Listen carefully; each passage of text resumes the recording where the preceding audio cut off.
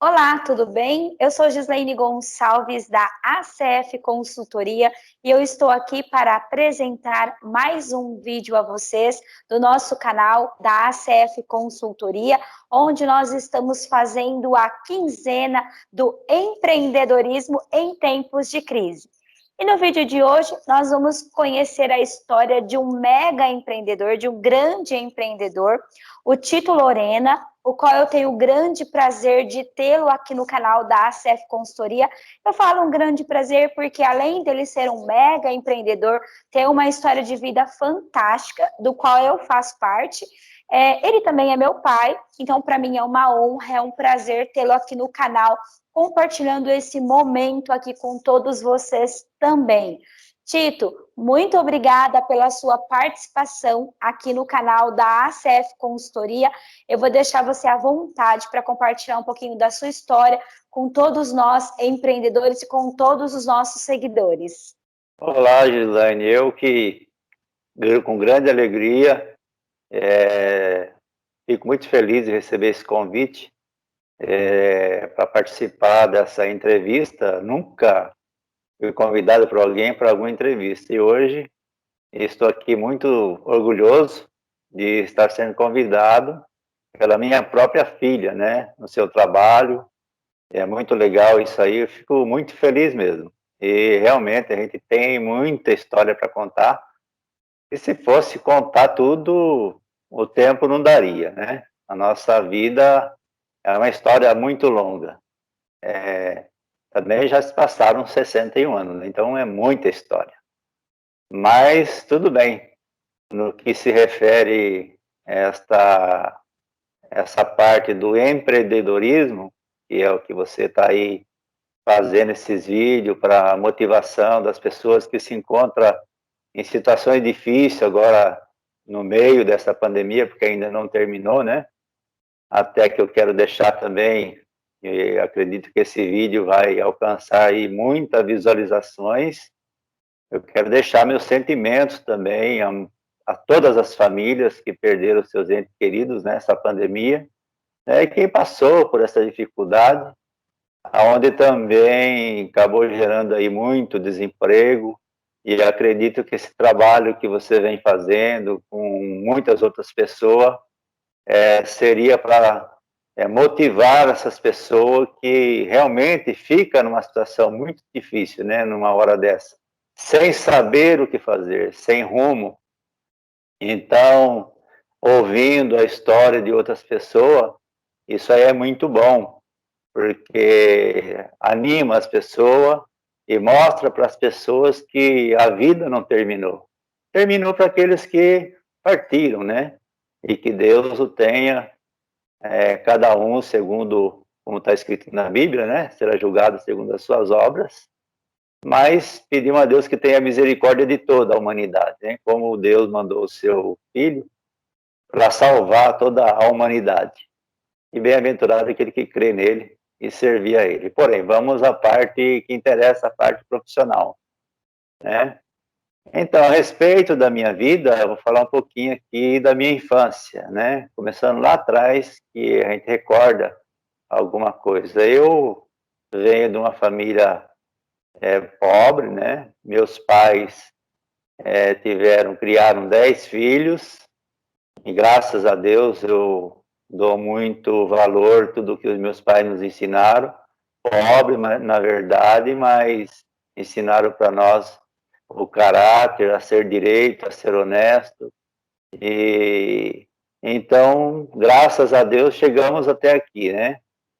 E então, lá na minha infância, falando agora da parte do empreendedorismo, eu me lembro que com 7 para 8 anos, numa situação difícil que nós vivíamos, da minha casa eu sou o terceiro filho, né? Então teve 10, eu praticamente ajudei quando minha mãe precisava, às vezes, sair para trabalhar para ajudar meu pai, fazer alguma coisa, e ajudei a cuidar dos pequenos. Então tudo isso já foi uma lição de vida para mim. Mas eu lembro que nessa época, eu sou nascido na cidade de Mauá, né, minha cidade natal. Nós morávamos ali na Vila Cis Brasil. e era numa viela, era o começo daqueles bairros na época de Mauá. Mauá era muito pequeno, hoje praticamente virou lá uma grande metrópole. E ali, subindo aquela viela, tem uma avenida que tem até hoje, né? Não me recordo agora o nome da avenida, mas existe até hoje. E ali tem uma feira, que também essa feira existe até hoje. E eu, com essa idade aí, eu tinha um desejo de ganhar um dinheirinho, ganhar alguma coisa, ajudar meus pais, fazer alguma coisa, até mesmo comprar um doce, que a gente não tinha condição nem de comer um doce, nada, né? Era muito difícil naquela época. Então eu ia na feira ver se conseguia ajudar alguém, né? E chegava e me oferecia, não tinha vergonha de me oferecer. E eu lembro que tinha uma banca, que era uma banca que vendia louças, né? É, porcelanas, enfim, variedade de louças. E ali na hora que ia fazer a embalagem para guardar todo aquele material, todo aquele produto, então eu ajudava o feirante, né? Pegava bastante jornal e ali embalando toda aquela mercadoria e colocando na caixa. E quando terminava, eles me davam o meu salário, me davam, era um garfo ou era uma colher, mas para mim aquilo era um prêmio, já era algo que me satisfazia, né, na minha infância. E aí eu levava e dava para minha mãe, falava, mãe, que eu ganhei lá na feira.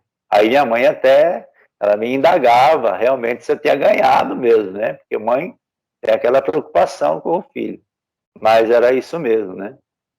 E foi passando o tempo, depois nós mudamos ali para a cidade de Diadema, eu tinha 9 anos na época, e a minha aptidão para ganhar um dinheirinho, fazer uma coisa, ela sempre estava fervendo, né, dentro de mim. E ali estava estudando no Jardim Marilene, aonde também, ali perto da escola, que existe até hoje, em Diadema, existe também lá uma feira. E aí eu voltei para procurar serviço na feira de novo. Aí eu lembro que tinha uma banca que vendia frutas, e ali eu ajudava mesmo a vender até, né? Colocar os produtos que as pessoas pediam na sacolinha e ajudar a pesar tudo. E no final da feira, o dono daquela banca ele me dava como pagamento todas as laranjas que ficou, que se fosse ficar para outra feira, ela ia estragar. Já era laranja escolhida já, né? Então eu já até levava a sacola e ali ele colocava todas aquelas laranjas dentro, ficava feliz da vida. Mas daquilo ali, então, eu pretendia fazer dinheiro, porque eu também não ia conseguir chupar toda aquela laranja. Mas na frente da minha casa, e minha casa lá, foi uma das primeiras casas daquele bairro ali do Jardim Arco-Íris, era uma casa de madeira que meu pai fez o alicerce de alvenaria, e era 3 cômodos de madeira, né? Vamos dizer, como muitos falam, um barraco, mas muito bem arrumadinho, muito bem feitinho, meu pai caprichou.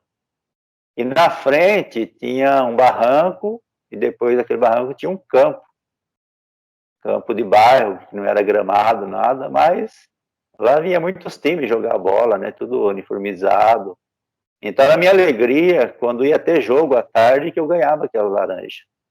Aí eu passava em casa, pegava uma faquinha e descia na beira do campo, e ali eu mesmo já ia descascando a laranja, deixando com a sacola aberta, e quando terminava o jogo, praticamente eu vendia toda a laranja, eu ficava feliz da vida, porque ali eu já conseguia um dinheirinho. Então eu acredito, né, que hoje aquilo lá, a experiência, faz parte do empreendedorismo que está no sangue, eu acho que tanto meu como também da minha família. E meus filhos, como você também, têm investido nisso e eu fico satisfeito, porque indo para a parte da mocidade, né? Aí nós mudamos para a cidade de Itu. Depois, se eu lembrar mais alguma coisa da infância, eu conto, se der tempo. Sei que mudamos para a cidade de Itu, né? Que ficamos 10 anos em Diadema. E Itu, eu lembro que eu morei 5 anos. Foi lá que Deus preparou a minha companheira, minha esposa, né? E graças a Deus, agora em dezembro passado, se completaram 40 anos de casado. A gente tinha muita vontade de ter feito uma festa e chamado a família, os amigos, mas por causa da pandemia isso não se concretizou. Mas, se Deus quiser, Deus der vida e saúde, pode chegar aos 41 anos casado, 42, assim para frente, eles podem ainda fazer uma festa, né?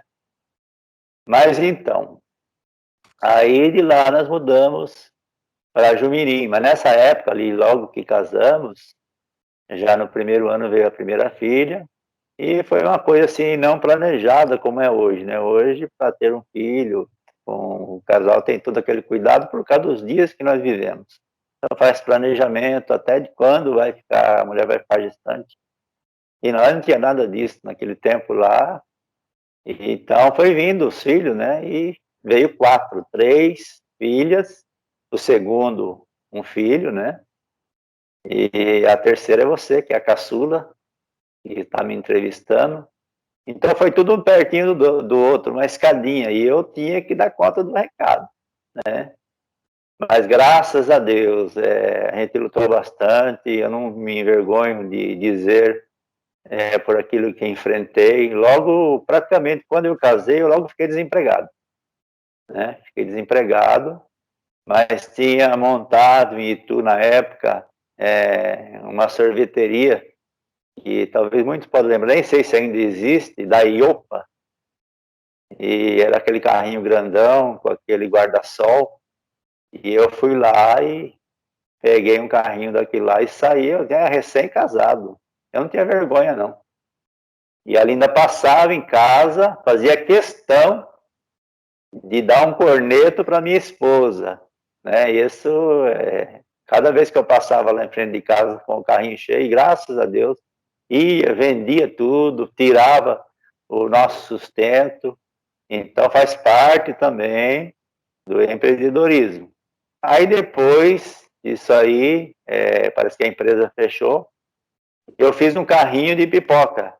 Eu mesmo fiz o carrinho de pipoca, aprendi várias profissões, comprei material, porque não dava para comprar um carrinho, então eu mesmo improvisei um carrinho e, se for contar, eu comprei um freeze, tirei a casca daquele freeze, enfim, coloquei as rodas, fiz a parte da estrutura dele de cantoneira, e aí um pouquinho, meio até fora de esquadro, que eu me lembro, que depois eu levei para o vidraceiro colocar os vidros no carrinho, ele até perguntou, quem é que fez esse carrinho? Eu falei, foi eu. Nossa, rapaz, tá difícil colocar os vidros aqui, mas ele deu um jeito lá, e colocou os vidros no carrinho, e aí eu saí vender pipoca também, então faz parte também. Então, graças a Deus, sempre Deus me dava uma luz, uma saída, não ficava de braço cruzado quando fechava uma porta. Então, até que, diante dessa experiência, vai até um recado para quem vai assistir esse vídeo. E às vezes, quando a pessoa fica desempregada, às vezes a pessoa só sabe fazer um tipo de coisa, só tem uma profissão, ou entrou de ajudante, adquiriu uma profissão dentro da empresa, e de repente acontece isso, porque a nossa vida é assim, né? É cheia de altos e baixos. Ninguém sabe o dia de amanhã, nós sabemos até o hoje, o momento presente. E a pessoa, então, foi pego de surpresa nessa hora dessa pandemia e foi mandada embora, então fica sem saber o que fazer, né? Mas não pode. O primeiro conselho que vai é não se desesperar. O segundo conselho é confiar em Deus. Isso porque Ele é o Criador de todas as coisas. E até tem um trecho bíblico que é muito importante, isso é para todos, né? Que Deus é aquele que Ele cuida das aves dos céus, que não plantam e nem ceifam, e o Senhor trata delas.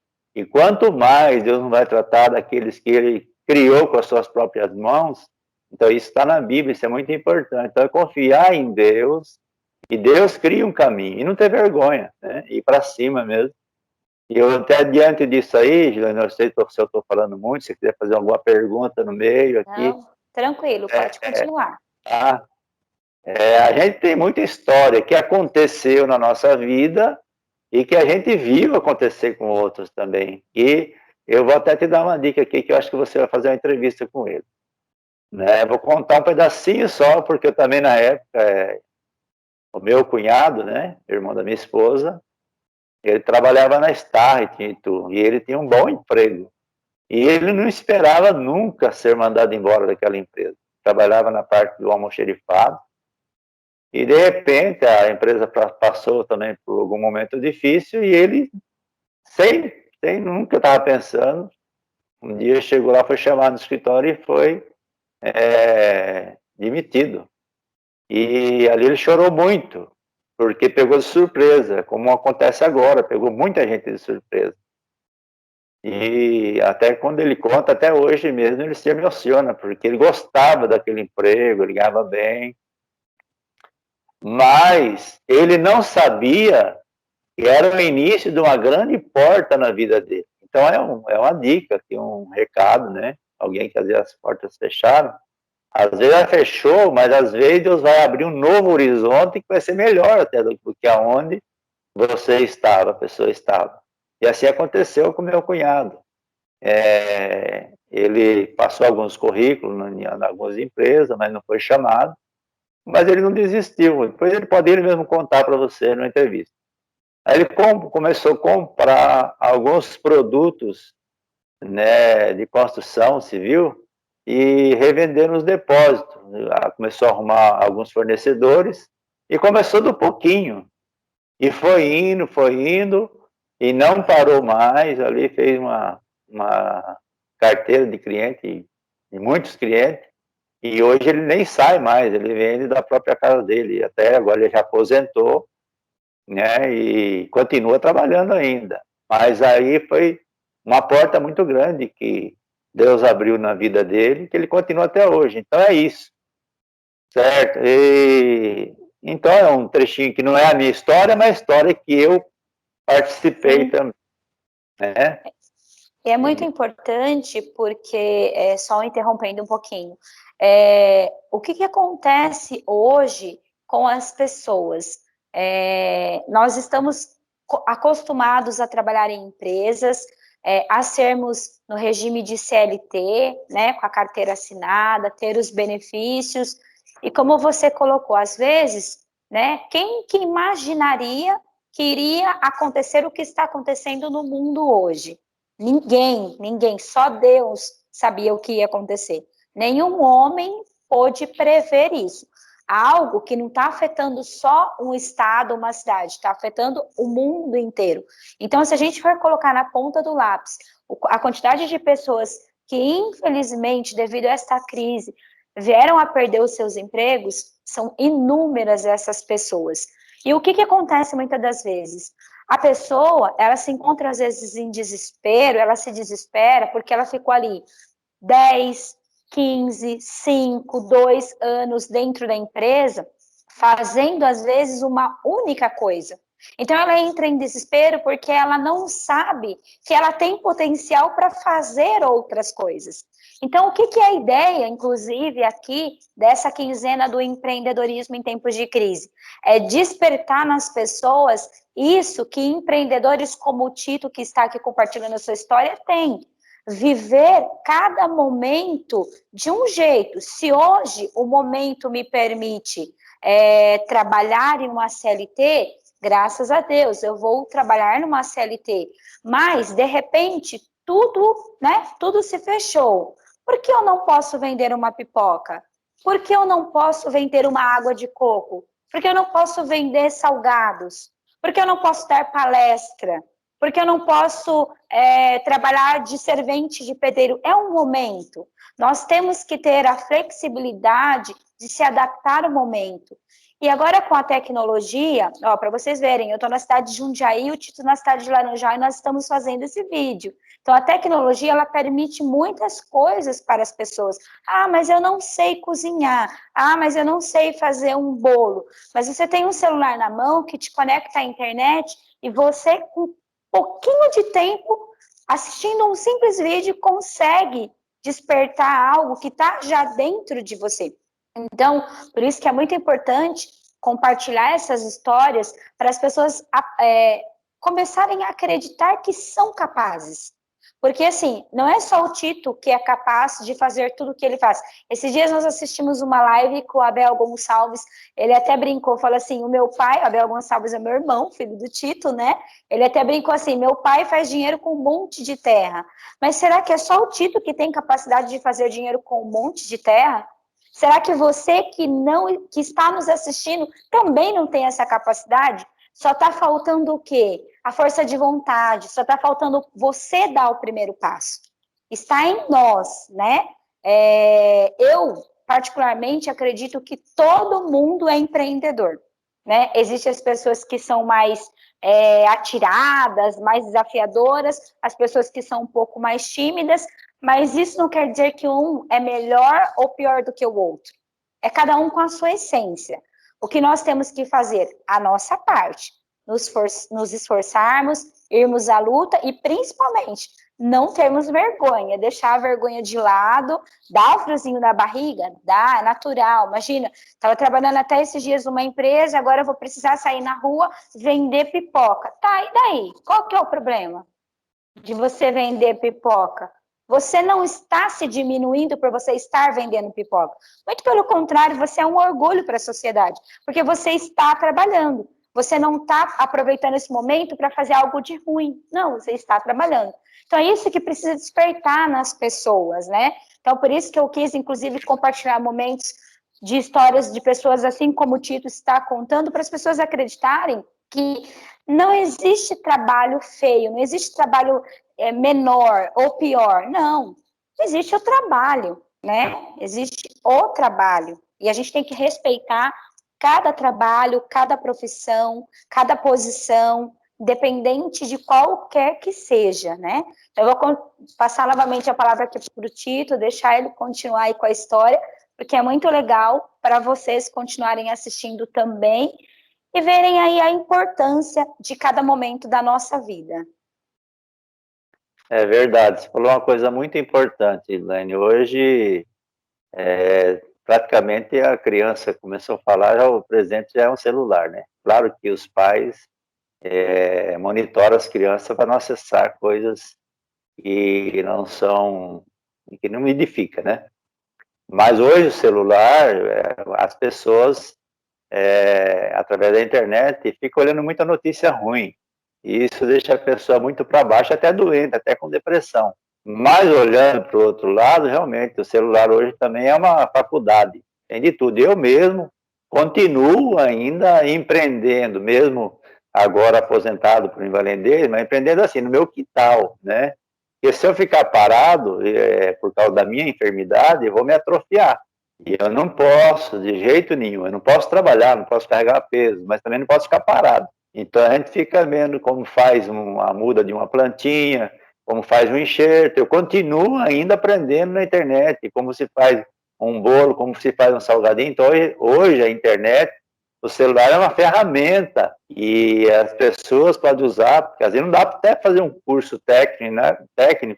Nada, às vezes entra na faculdade, mas aprende no celular. E aprende, hoje tem receita para tudo no celular, né? E dá para fazer até ganhar dinheiro mesmo. Mas voltando lá, mais atrás, né? Quando eu tive, não, minha esposa teve, né? Mas nós juntos, né? Porque sem os dois não se forma um filho. Então, é até engraçado dizer isso, mas é verdade. Esse é fruto do nosso amor, do meu amor com a minha esposa, né? Você era ainda bem nenezinha ainda, e nós fomos morar num barraco em Jumirim. Primeiro barraco que teve de madeira, barraco de tábua. Foi o primeiro que teve em Jumirim. Jumirim é uma cidadinha muito bonitinha, para quem quiser conhecer, até para depois entrar em contato com meu filho, que está fazendo um investimento também naquela cidade lá, Campos Society. E ali, atrás de onde nós morávamos, era pasto. Hoje virou tudo um bairro. Hoje é um bairro muito grande. Mas era pasto, né? E nós morávamos bem na beira do pasto. E naquela época eu também passei por um aperto difícil e aprendi com um senhor que vendia, na época que eu vendia pipoca, passava um senhor na frente de casa vendendo cocada, aquelas cocadas bonitas, e eu não tinha vergonha de perguntar como que era. E ele me ensinou direitinho também, e não negou uma ajuda. Porque tem gente que nem uma história que tem da onça e o gato, né? O gato perguntou para a onça todos os truques dela, como, aliás, inverso, a onça perguntou para o gato, né? Os truques, todos os truques que ele tinha, como que ele pulava, como ele saltava e tudo mais. E o gato contou tudo, mas não contou um. Quando a onça achou que sabia tudo, então ela pulou para pegar o gato. Mas naquela hora o gato pulou para trás. Aí a onça falou assim: ah, esse truque você não me ensinou. Aí ele disse: se eu tivesse ensinado, você tinha me comido vivo. Então, uma piadinha no meio da nossa história. Mas tem pessoas que realmente ajudam os outros, ensinam os outros. Tem pessoa que esconde mesmo porque tem medo da concorrência.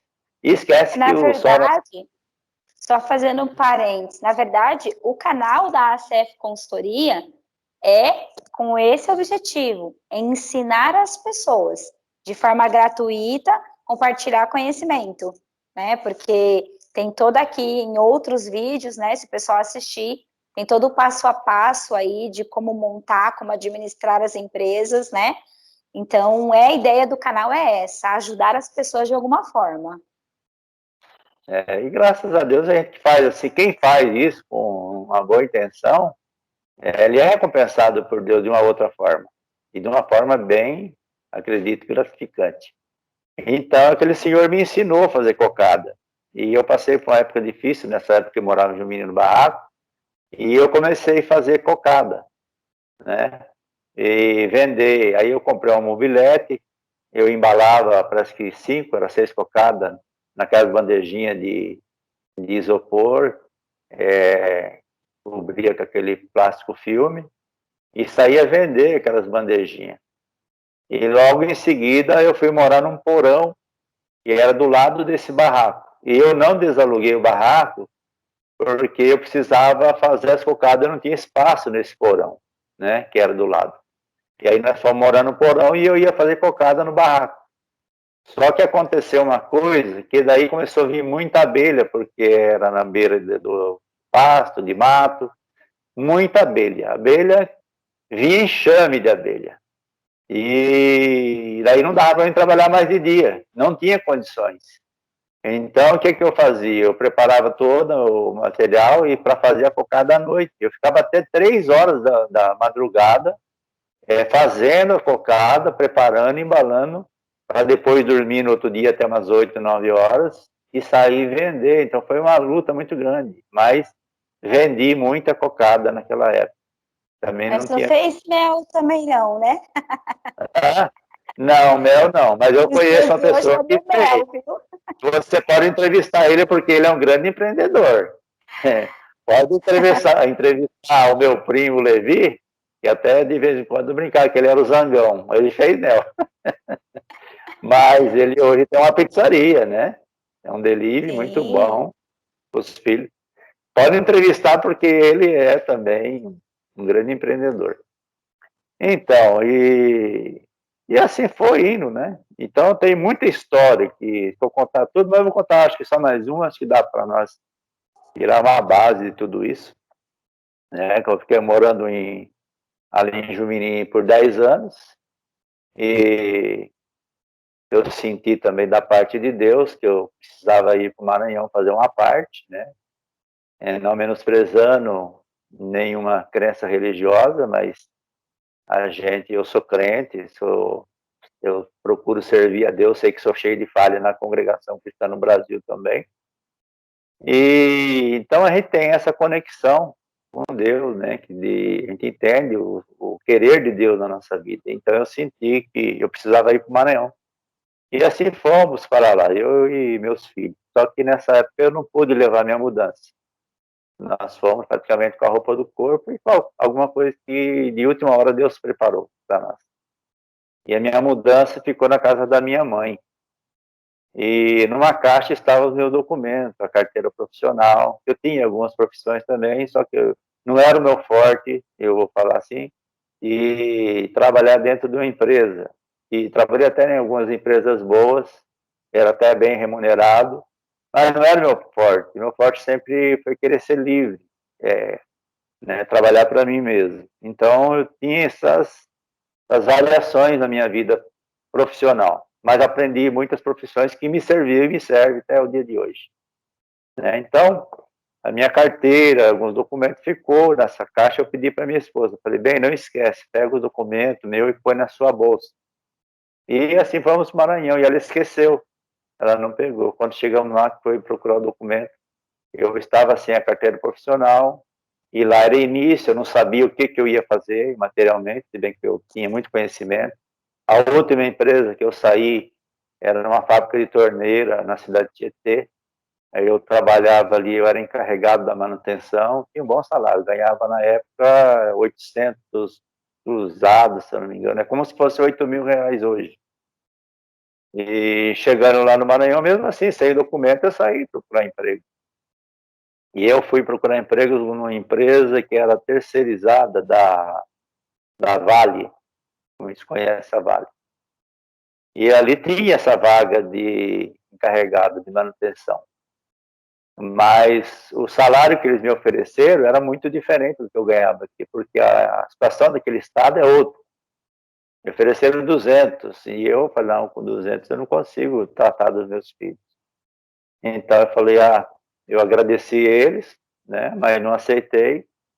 Eu falei, eu prefiro vender salgadinho na rua, e conforme o que você vende, você ganha muito mais do que você trabalhar de empregado, né? Não incentivando quem está empregado a sair do seu emprego.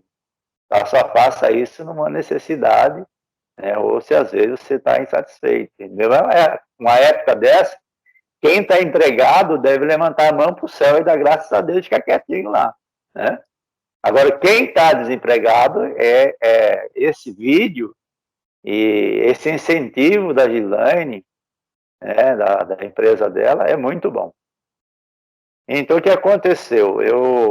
Daí eu fui na Fiat, que eu também aprendi mecânica de auto, né, principalmente da Fiat. Tinha uma vaga de mecânico, mas eles não puderam me empregar porque eu não tinha carteira profissional na mão. E eu liguei para minha mãe na época, pedi para ela colocar no correio, minha mãe colocou no correio, mas eu tinha que passar por aquela dificuldade, extraviou os documentos e não chegou na minha mão, né? Depois de muito tempo, o documento voltou para casa da minha mãe, porque pegou chuva na época, e borrou todo o endereço, chegou todo borrado a carteira na casa da minha mãe, o documento. Isso depois de muito tempo que eu consegui esses documentos, né? Mas, e aí? Ficar parado? Tinha que fazer alguma coisa.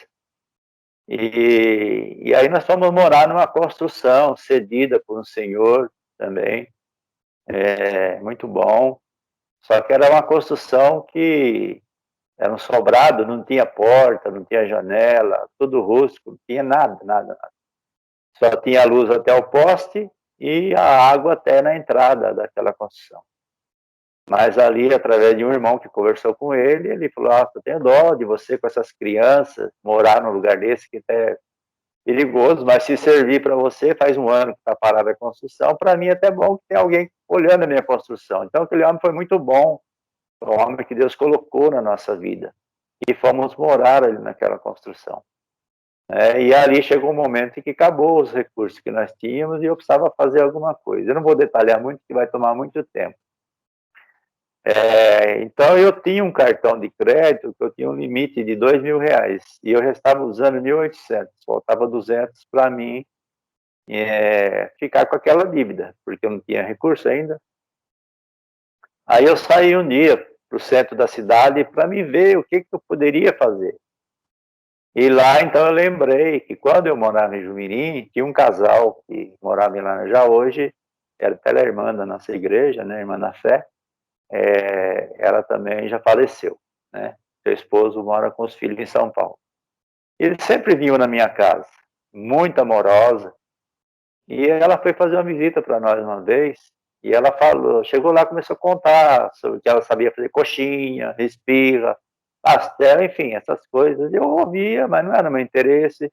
Assim, eu via porque eu amava esse casal, eu ouvia com todo respeito, mas não tinha nenhuma intenção de fazer isso.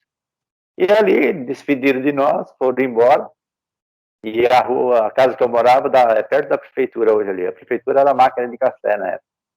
Aquelas casas antigas, que tem aquelas janelas grandes, aquelas portas grandes, que dá direto para a rua, não tem área, não tem nada, né? Acho que E eu essa fiquei, fotinha aí no fundo é dessa casa.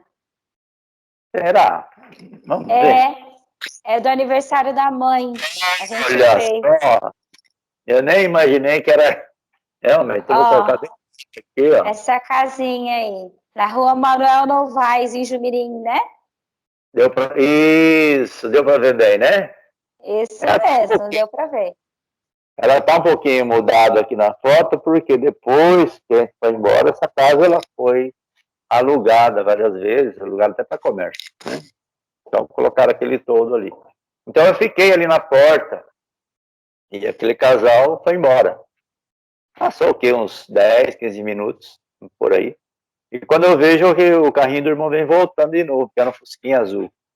Nossa, será que o irmão esqueceu alguma coisa? Aí eles todos sorridentes, eu logo perguntei, a irmã esqueceu alguma coisa? Ele falou, não, meu irmão, eu ia passando ali na pracinha, que é a padaria, e eu senti que Deus falou comigo, que era para mim entrar na padaria, comprar o ingrediente e voltar aqui e ensinar o irmão a fazer esfirra. Aí eu falei, a conversa agora mudou, né? Aí eu falei, então entra. Aí ela entrou, fez umas 40 esfirras, eu fiquei prestando atenção em tudo. Aí eu chamei as crianças, nós fomos agradecer a Deus. Deus nos alegrou bastante naquele dia. E lá no Maranhão, eu lembrei, eu estava na rua, na praça, né, longe de casa, me veio como um filme na frente isso aí, falei, e Deus falou no meu coração, porque você não faz esfirra para vender? Aí eu falei, mas como eu vou fazer? Eu não tenho fogão. Voltando um pouquinho atrás, porque nessa casa nós não tinha móveis. Meu móvel levou 9 meses para ir para o Maranhão, que foi um irmão que levou aqui, nosso irmão Jairo. E então não tinha, eu tinha ganhado emprestado um fogãozinho de 2 bocas que eu coloquei em cima de umas tábuas de uma casca de máquina de lavar roupa que um irmão também tinha me dado. Perguntou se servia para alguma coisa, serve. Eu fiz tipo ali uma bancada, a mesa era os cavaletes da construção, as tábuas, fiz a mesa, né? Uma irmã deu umas panelinhas para nós, outros deu uns colchãozinhos, aqueles bem fininhos, e a gente colocava ali onde a gente dormia. Enfim, começamos a nossa vida no Maranhão sem nada. Então, eu falei, fazer esfirra, mas não tenho forno. Mas eu lembrei que eu tinha R$ 200 de limite do cartão. E aí me deu um ânimo. Eu vim para casa, falei com a minha esposa, e nós temos, não é costume, mas como um ensinamento na nossa vida, né, que aprendemos desde criança. E quando a gente vai fazer alguma coisa, a gente busca saber de Deus, se é da vontade de Deus. Porque eu fui para o Maranhão, porque fui muito confirmado e que Deus me enviou para aquele estado. É um estado que eu fiquei 12 anos com a minha família. Depois chegou o tempo que Deus fez saber de eu retornar para junto da minha parentela. Então ali eu fui na igreja e Deus falou na palavra que aonde eu colocasse a minha mão, Ele ia abençoar. Então quando a gente tem a direção de Deus, o abençoar não está no muito, não. O abençoar está no pouquinho. E se nós for ver dentro da Bíblia, tem uma parte lá que Eliseu aumenta o azeite da viúva, se não me engano, está em 4 de 2 Reis, se não me falha a mente, né? Esta viúva, o marido tinha falecido e ela foi ao profeta Eliseu para falar com ele, porque veio e o marido tinha deixado umas dívidas. E os credores vieram e queriam levar os seus filhos como escravos no lugar da dívida. Então ela já tinha perdido o marido. É como muitos estão passando por essa situação hoje. E agora perdeu os filhos, ela foi buscar o homem de Deus, o homem que tinha a palavra de Deus na boca. E ela fazia. Aí ele perguntou para ela, o que ela tinha em casa? Um pouquinho de azeite numa botija.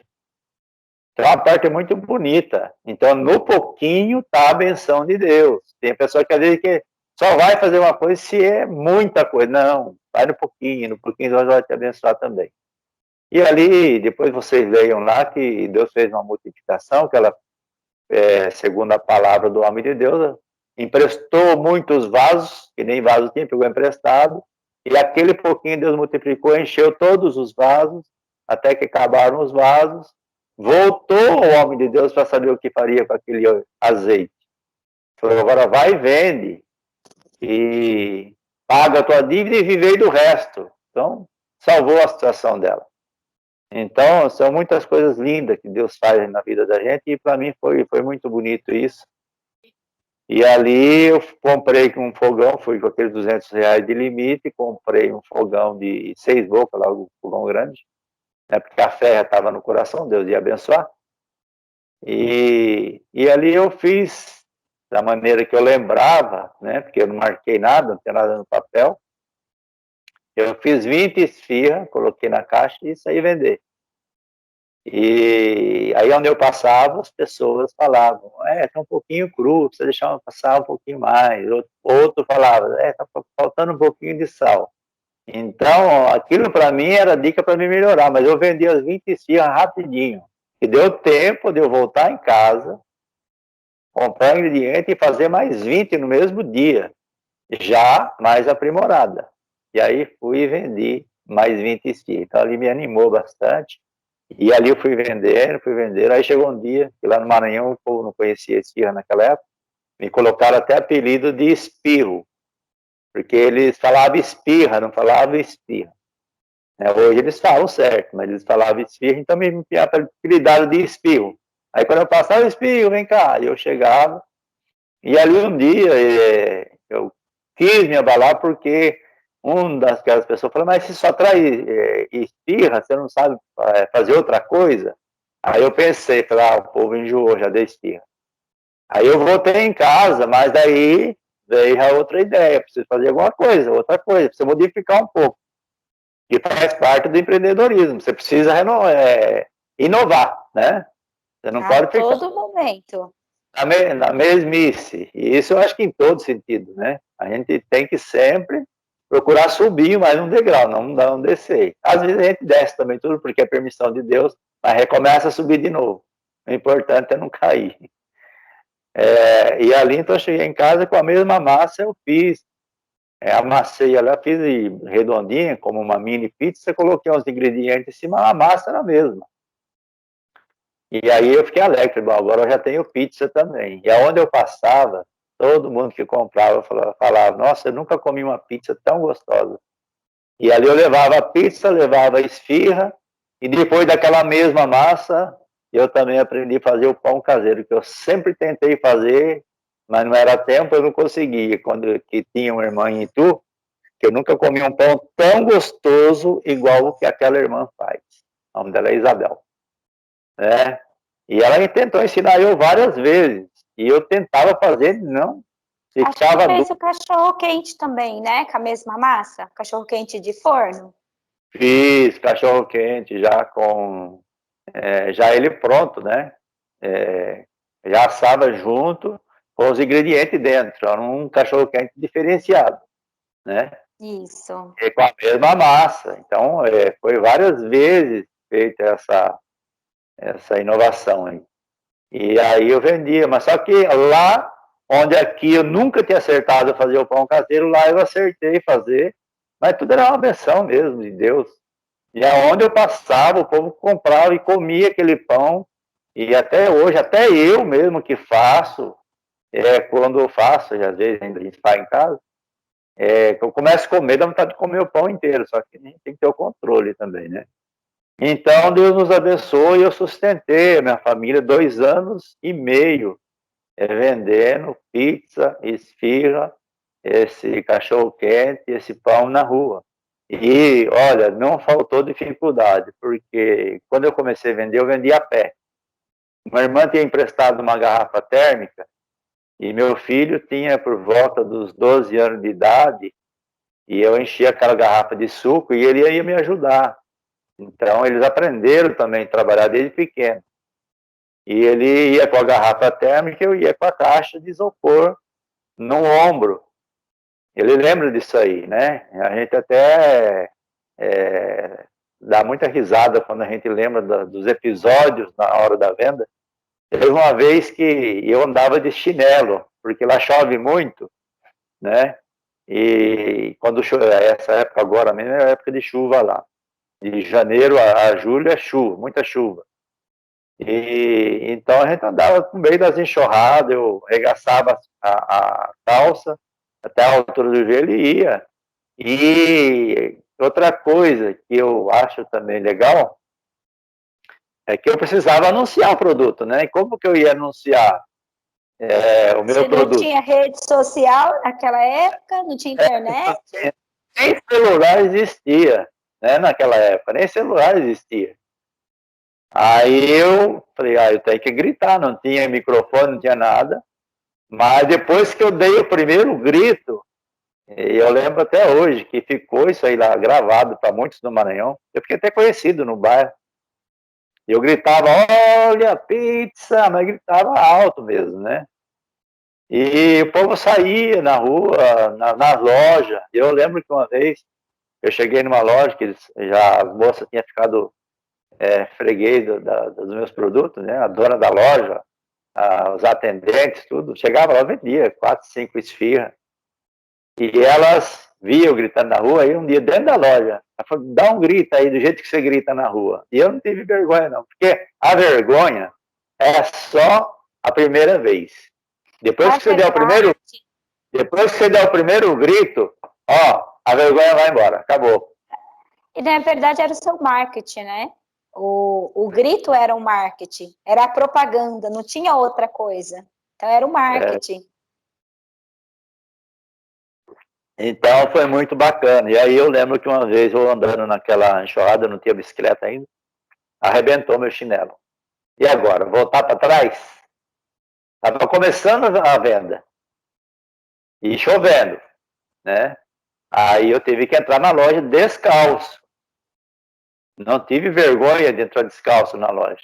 Aí uma daquelas moças, por que você está descalço? Eu falei, não, minha sandália arrebentou ali, a gente falava sandália, né?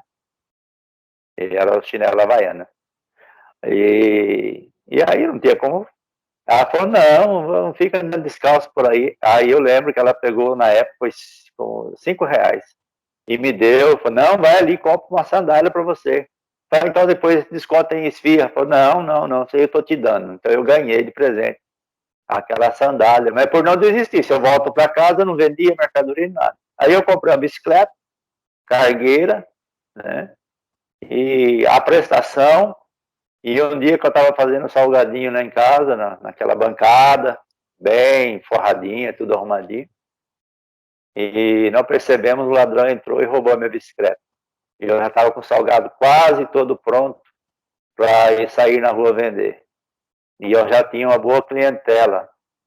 Aí ainda saí, peguei uma bicicleta do irmão emprestado e saí atrás do rastro da minha bicicleta, novinha, mas não consegui alcançar o ladrão. E cheguei em casa um pouco desanimado. Não daria para mim vender toda aquela mercadoria, o que eu fiz? Eu para minha esposa distribuir para os irmãos ali, para os vizinhos, e uma parte eu fui vender para tirar pelo menos a despesa, né? Porque não dava tempo, eu ia de bicicleta, já tinha aumentado a freguesia. Então eu passei por esses momentos difíceis lá no Maranhão, né? Mas dou graças a Deus que em tudo Deus foi conosco. E aí nós fomos morar numa casinha que Deus preparou, que a gente construiu, né?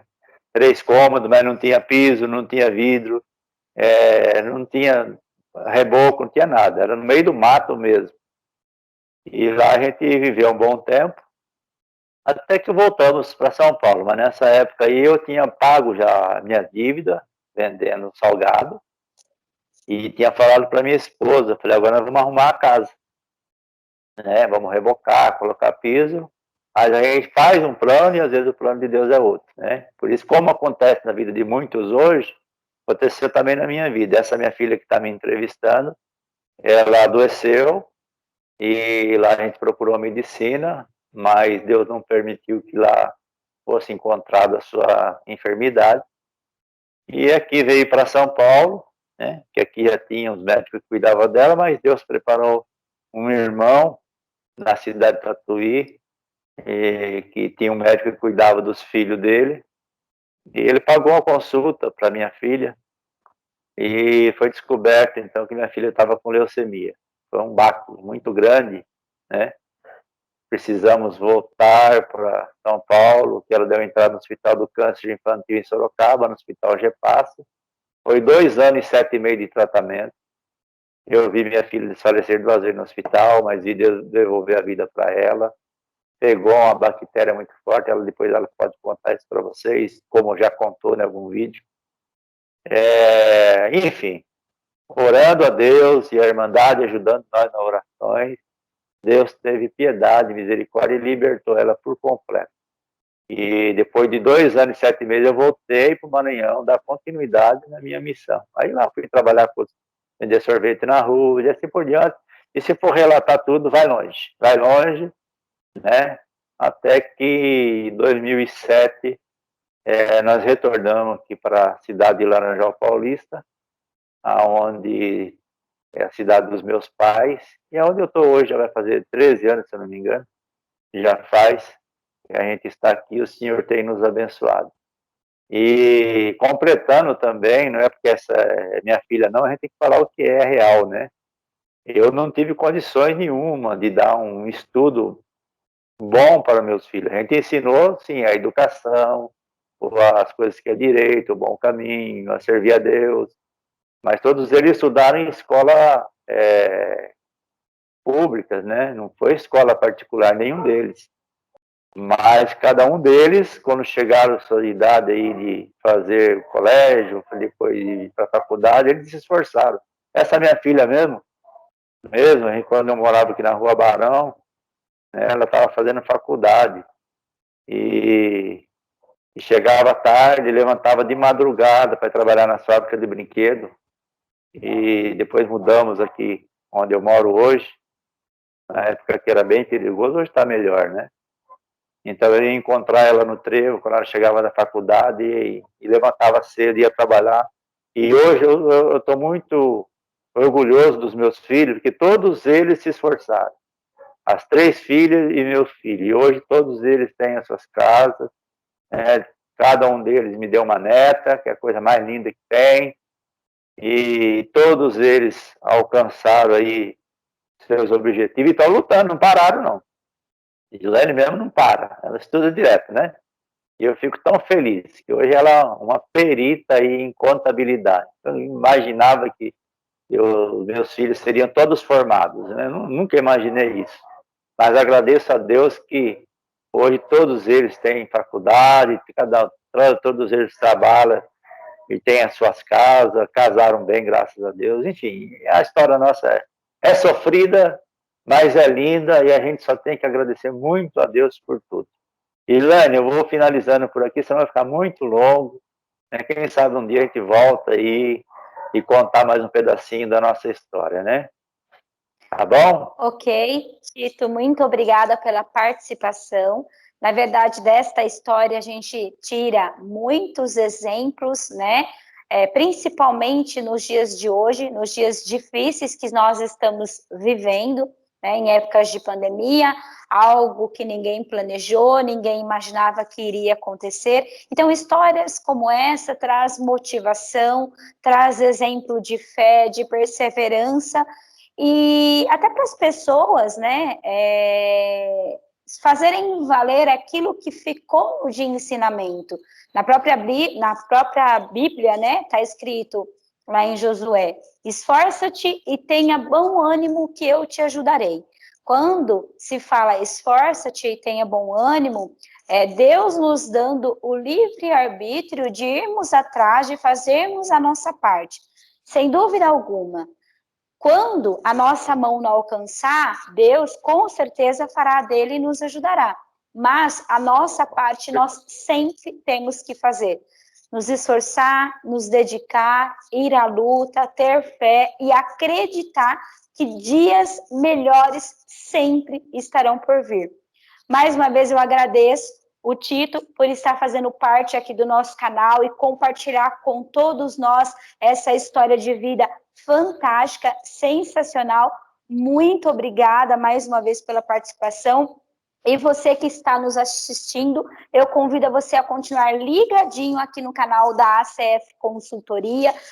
Dê o seu like, compartilhe com os seus amigos. Você que ainda não se inscreveu, se inscreva aqui no canal, porque várias histórias, assim como a do Tito, eu vou estar compartilhando ao longo desses dias com todos vocês. Meu muito obrigado e até breve.